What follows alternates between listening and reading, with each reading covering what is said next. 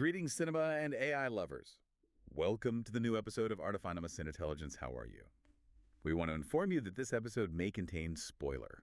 So today we're doing a really deep dive into a film that maybe got a bit lost in the shuffle back in 1999. It came out the same year as a certain other big sci-fi hit. You mean The Matrix? Right, exactly. But we're focusing on David Cronenberg's eXistenZ. And we've got a whole stack of material here, academic stuff from Rocco.cat, critiques from CNET, Paste Magazine, to really unpack why this film, with all its, well, squishiness, feels incredibly relevant now, maybe even more so than its counterpart, especially with where VR and AI are heading. It's a fascinating comparison, actually, because The Matrix gave us that very sleek, cool digital dystopia, you know? Leather coats, sunglasses, fighting the machines. Very cyberpunk. Very cyberpunk. Yeah. But eXistenZ, it goes a different route. It dissolves that line between real and simulated using biology, not just code, and that's pure Cronenberg. Yeah, you have to understand Cronenberg to get this movie, don't you? Absolutely. He has said himself in interviews that his films are incredibly personal. It's like him talking to myself about everything. Life, and the human condition and society and technology. He's not making standard Hollywood fare. Definitely not. I read that MGM actually passed on eXistenZ. They did. It was in development there, but they apparently found it wasn't linear enough, which, you know, kind of proves his point about mainstream limitations, doesn't it? It really does, especially when you consider his themes. Exactly. He basically pioneered, or at least became the master of body horror. Think Scanners, The Fly. He's obsessed with the body, its limits, how it can be invaded, transformed. Messed up, basically. Yeah, fundamentally messed up. And with eXistenZ, he turns that lens onto technology. What happens when the tech isn't just something we use, but something that becomes literally part of us, part of our flesh? Okay, let's set the scene for anyone who hasn't maybe seen it or needs a refresher. Spoilers incoming, remember. It stars Jennifer Jason Leigh as Allegra Geller, who's like the visionary game designer of this world, the top dog, creator of the game eXistenZ. And Jude Law plays Ted Pickle. He's kind of the opposite. A marketing trainee, very nervous, very unsure about this whole immersive gaming thing. Right. He's our way into the weirdness. Allegra's game is so revolutionary, so reality blurring that it's attracted enemies, this group called the Realists. And they have this fatwa out against her. Essentially, yeah. They see her and designers like her as destroying reality. They literally chant death to realism, which is, you know, quite the slogan. It's intense. So there's an assassination attempt, and Pickle, the marketing guy, suddenly becomes her bodyguard. And they go on the run, needing to test her game pod, which might be damaged, and that journey just pulls them and us deeper and deeper into this world where you can't tell what's real and what's game. Okay, let's really get into that world now. Because the look, the feel, the whole aesthetic is key. You mentioned it's not typical cyberpunk. It's biopunk. Exactly. Biopunk. So what does that mean? It's the fusion of biology and technology, but instead of gleaming chrome and wires, think organic, living matter, wetware, not hardware. So less silicon, more slime. Kind of, yeah. CNET described it perfectly, contrasting it with The Matrix's neat rows of bodies plugged into machines. eXistenZ has this world of mutated growing things. Technology here is wet, it's fleshy, it pulses, it's unsettlingly alive. It's all about genetic engineering, biotech, not circuits. And the absolute core of that is the main piece of tech. Yeah. The MetaFlesh game pod. Oh, yeah. The pod. It's not a console, not a headset in the way we think of them now. No plastic casing here. Not at all. It's described as an organic creation. Jim Isaac, the special effects supervisor, called it a breathing, pulsing thing. And it looks like some kind of fleshy organ, maybe. Kind of like a weird small creature. Some people said it looked like a cross between a piglet and a fetus. Yeah. It's very visceral. Totally. And that design wasn't accidental. I read in Film Scouts, they went through iterations. Started maybe with things looking like a baboon head. Seriously? A baboon head? Yeah, apparently.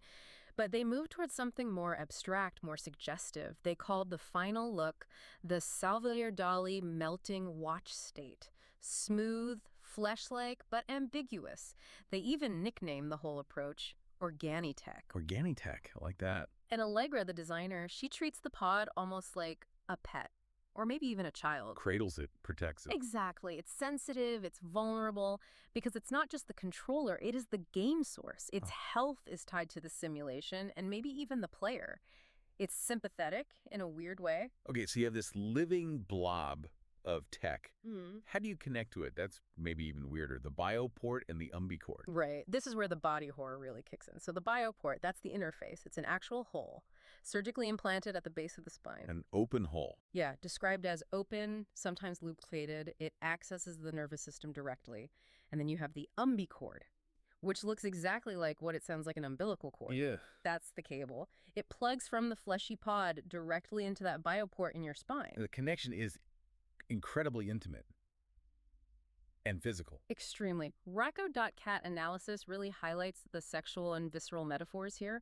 It's not just plugging in, it's penetration, it's invasive. And that's a huge deal for Jude Law's character, Pikul. He's really freaked out by it. Massively. He actually says he has a fear of being penetrated, which is, pretty explicit. The whole act of inserting the umbicord, the pod, pulsing and wriggling in response, it's framed in this very intense, erotic, but also disturbing way. It feels much more violating, maybe, than just putting on a headset. Exactly. That physical violation, that compulsory intimacy just to access the game world, that's what CNET pointed out makes eXistenZ feel like a step ahead of typical cyberpunk. Technology isn't just interfacing with your mind, it's literally getting inside your body, becoming part of your biology. You metabolize it. And this biological integration, this organic tech, it extends beyond just playing the game, right? It affects everything, even the weapons. The Gristle Gun. Oh, the Gristle Gun. Yeah, that's the signature weapon of the realists, the anti-game extremists, and it is pure biopunk nightmare fuel. Describe it. It's not metal. Not at all. It's constructed entirely from organic materials, bone, gristle, flesh. It looks disgusting, frankly, like something cobbled together from an abattoir. But it works. Oh, it works. And what's truly horrifying is the ammunition. The teeth. Human teeth. And fillings, apparently, used as projectiles. It's this grotesque inversion. Teeth are meant to chew, to sustain the body, and here they become weapons to destroy it. And there's a practical reason for this disgusting design, isn't there, within the firm's logic? Yes, exactly. Vinyl Writers and Rocco.cat both mention this. Because it's made of organic matter, it's designed specifically to get past traditional metal detectors. So it weaponizes biology to circumvent technological security. Precisely. It's this perfect, grim example of blending biology and tech for violence. The realists are fighting the biotech world using its own principles, just twisted. It really makes you think, if technology becomes part of our bodies, what even is a weapon anymore? How do you draw the line? Which brings us right back to Cronenberg's obsession, the body's integrity, or lack thereof, how easily it can be colonized, invaded. It's central to almost all his work, but especially here. It's not just about the port being an entry point, it's about the implications of that opening. Rocco.cat points out Cronenberg is fascinated by the porousness of body and mind, and how organisms react to foreign bodies taking root. Like getting the bioport installed in the first place. Yeah. That scene is something. It really is. It's not a simple procedure. It involves this large pistol-like device to actually punch the hole. Yeah. And they use an epidural anesthetic, and the character Gas, the attendant at the gas station, explicitly compares the feeling to childbirth. He says, just like when you have a baby. Wow. So that reinforces this whole idea of a pod as a child. The connection is birth. It's heavy symbolism. Very heavy. The game pod becomes this kind of technological parasite, or maybe a surrogate child. It needs feeding power, it needs comfort, protection. It's a total blurring of biology and technology, creation, and infection. Speaking of infection, that's another crucial element, right? The tech isn't clean. It can get sick. Exactly. This isn't sterile digital tech. It's messy, it's organic, it oozes. And crucially, Allegra's main game pod, her master copy, it becomes infected within the game simulation. Like a computer virus, but biological. Sort of, yeah. It starts as a virtual disease. Right. But because the connection is so physical, so intimate through the bioport and umbicord, that virtual infection transfers back to the pod in the quote-unquote real world. So the pod starts literally rotting. Yes. It develops spores, it decays. As highlighted by sources like Vinyl Writers and Bright Wall Darkroom, this shows the absolute seamlessness of the connection. The barrier is porous. If the game code gets sick, the organic hardware gets sick, and implicitly the player is vulnerable too. That's the real horror. The firewall between simulation and reality, it just dissolves. Physically. Completely. There's no safe boundary. What happens in the game can physically manifest outside it, and vice versa. Your body is potentially compromised by the simulation. Okay, we spent some time on the squishy aesthetics and the body horror.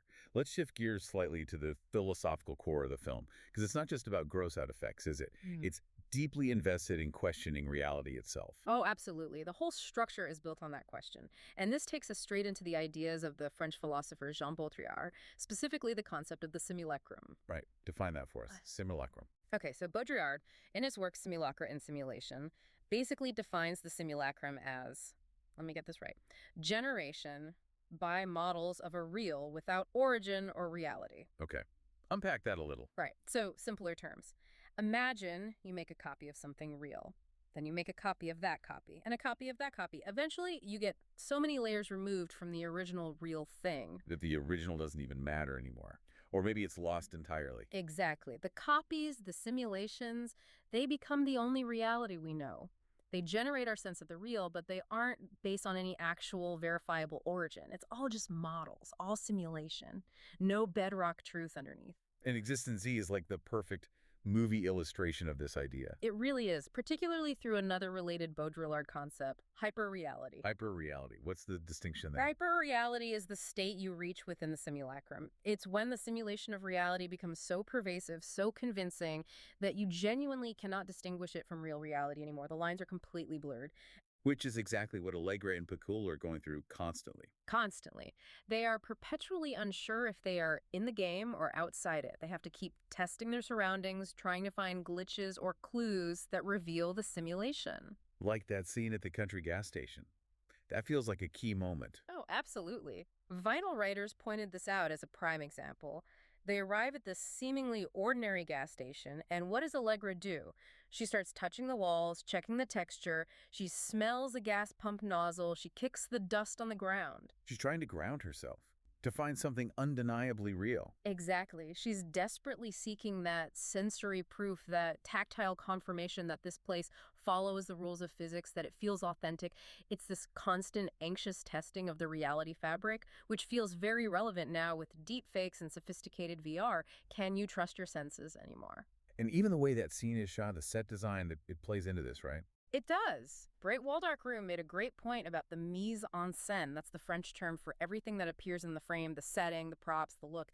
The gas station literally has a big sign that just says country gas station in bold capitals. Like a label in a game world. Precisely. It feels deliberately artificial, flat, like a stage set or a video game asset, not like a place that grew organically. It underscores the constructed nature of their environment. This constructed feeling relates to how characters within the game world function too, doesn't it? Yep. They aren't really people. No, they're more like functions, symbols. Allegra even has to explain this to Pikul. The non-player characters, the NPCs, they're basically locked in loops. They repeat actions or phrases until the player gives them the correct input. The right line of dialogue. Yeah, what Baudrillard might call the right sign of communication. Yeah. They need that specific prompt to advance the plot, to unlock the next sequence. They're like interactive signposts, not beings with agency. The Chinese restaurant scene feels like a good example of this. Definitely. Pikul is told he has to order the special. There's no choice. It's a required action. And the special turns out to be this bizarre, frankly disgusting-looking dish made of mutated amphibians or something. Right, it's hideous. But its taste or appearance is irrelevant. The special isn't meant to be enjoyed. It's just a necessary plot coupon. It's a signifier within the game's logic, something you need to interact with to move forward. It doesn't correspond to any actual desirable special in the real world. It's purely functional symbolism. It makes you wonder about our own lives sometimes, doesn't it? Are we just following scripts, hitting dialogue prompts? It's definitely an unsettling thought that the film encourages. By the way, if you liked and interested so far, please don't forget to like, subscribe, and comment. It's really important for us to continue this series. So this inability to know what's real, this world of signs, it all builds up to the film's big structural trick, the narrative nesting. The game within a game. Or maybe games within games. Exactly. But that's the ultimate simulation loop. Allegra and Pikul finally think they've finished the game. They're out of eXistenZ. They pull off the headsets or detach the pods. Only to find out they were still in a game. Precisely. They were actually playing a different competing game called eXistenZ the whole time. Their escape from eXistenZ was just another level, another part of the simulation. That's where the term mise en abîme comes in, right? Yes, exactly. Mise en abîme, it's a French term, means literally placed into abyss. It's a technique where you have a copy of the main narrative nested inside itself, like a picture that contains a smaller version of the same picture, which contains a smaller one. An infinite regress. Exactly. And Cronenberg uses the structure game inside a game brilliantly, as one of the writers points out, to hammer home Baudrillard's idea. The search for the real becomes impossible. Every time you think you found the bottom layer, the true reality, whoops, turns out it's just another simulation. You're lost in the abyss, this endless chain of copies. There is no ground floor. Which is terrifying. And it leads us directly into why this film feels so prescient about our world now. The warnings about AI, about VR addiction, about losing ourselves in digital reality. It's uncanny, isn't it? Reading contemporary analysis from places like Paste Magazine or Reiko.cat, they keep highlighting how much this 1999 film nailed the anxieties we're grappling with today. There's that line from Allegra Geller herself where she's talking about the state of gaming. Right. She says something like, the world of games is in a kind of trance. People are programmed to expect so little, but the possibilities are so great. And Cronenberg apparently admitted he wasn't just talking about games there. He was aiming that critique squarely at Hollywood. At the formulaic, predictable nature of mainstream movies. Exactly. But the line works perfectly for our relationship with technology, too. The film really explores how easily we can get lost in these virtual experiences, how they become more compelling, more real than actual reality, especially if reality feels mundane or disappointing. Our dissociation grows as the tech gets better. And Pickle embodies that anxiety perfectly. He's the one constantly worried about losing his grip. He really is the audience surrogate for that fear. He voices it directly. I'm losing touch with the texture of real life. Or later, my real life seems completely unreal. I'm not sure I know where we are.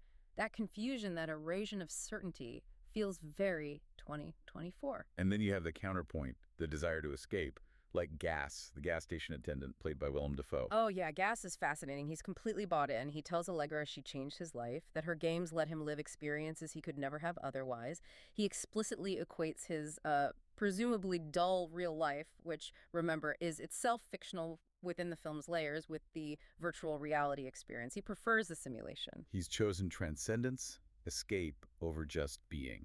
That's a good way to put it. He wants the possibilities the game offers more than the limitations of his reality. Racco.cat notes this desire for transcendence fuels the whole drive towards immersive tech. Hey, listener, do you have any other idea or question about this? Please write in comments. This escape into simulation, the blurring lines, it also messes with identity, doesn't it? The film suggests identity itself becomes fluid, unstable within the game. Absolutely.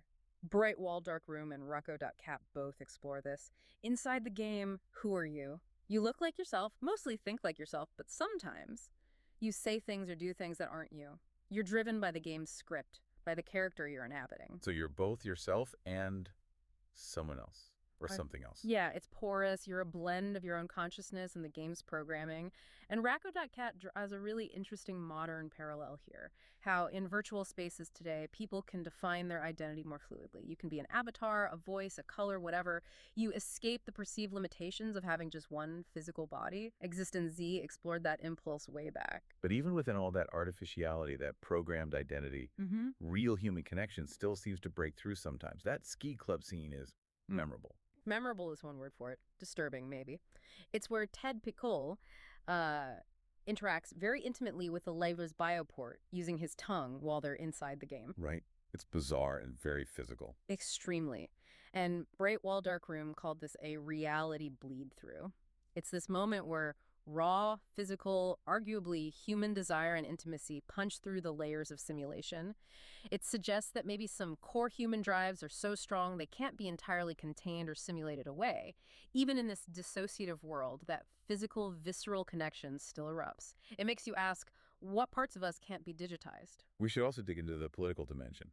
The conflict between Allegra, the tech guru, and the realists, because that feels eerily like current debates about AI. It really does. Paste Magazine drew that parallel explicitly. You have Allegra, the high-profile developer, pushing the boundaries, creating this reality-altering tech. She's like the open AI or the big tech innovator of her world. And the realists. They're the opposition. They're framed almost like Luddites, maybe, or concerned artists and workers. They fear this technology is deforming reality, maybe making human skill or creativity obsolete. They want to preserve authentic human experience. It maps very closely onto anxieties about AI replacing jobs, altering art, changing what it means to be human. Their slogan, "Death to Realism." It sounds extreme, but it captures that fear of the authentic being destroyed. It does, but the film is clever, maybe cynical. It suggests the realists might be fighting a losing battle. Why? Because society is already too far gone? Kind of. Bright Wall Dark Room suggests the film implies that society is already playing the game, fundamentally.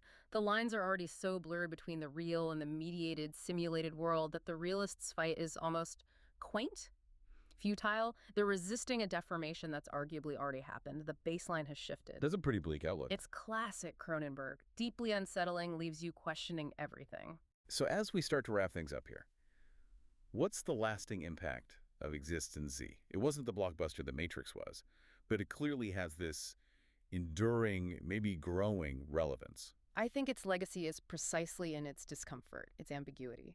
CNET mentioned how it's often called the truest Philip K. Dick adaptation, never actually based on his work. Because of the paranoia. Yeah. The constant reality shifting. Exactly that relentless questioning of what is real. And as Pace Magazine and others argue, it just feels incredibly prophetic now. Our current debates about AI ethics, deepfakes, virtual worlds, the metaverse, how far we'll go to escape boredom or pain via technology. It's all there in eXistenZ from 1999. And a big part of its power is that it doesn't give you an easy out. The ending. The ending is brilliant because it refuses closure. It pulls the rug out from under you one last time and then just stops. Remind us how it finishes. They're out of transcendency, supposedly back in reality. Supposedly.